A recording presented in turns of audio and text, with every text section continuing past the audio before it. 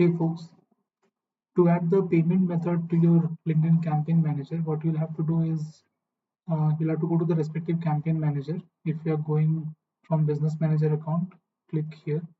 If you are from your personal profile, you have created the LinkedIn Campaign Manager, click on this 9 button and then click on advertise. You will land up to the campaign manager.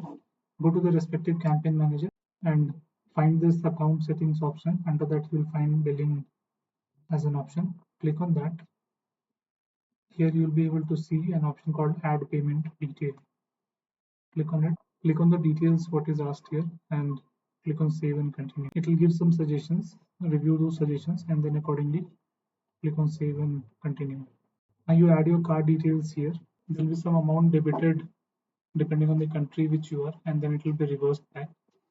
Enter the OTP and then you click on enter your GST ID if you want to claim benefit of GST, and then click on save again. Or you can skip it for now, do it later. So this is how you'll be able to add the payment method to your LinkedIn Campaign Manager account, and then you can run your campaigns as per your need. Thank you.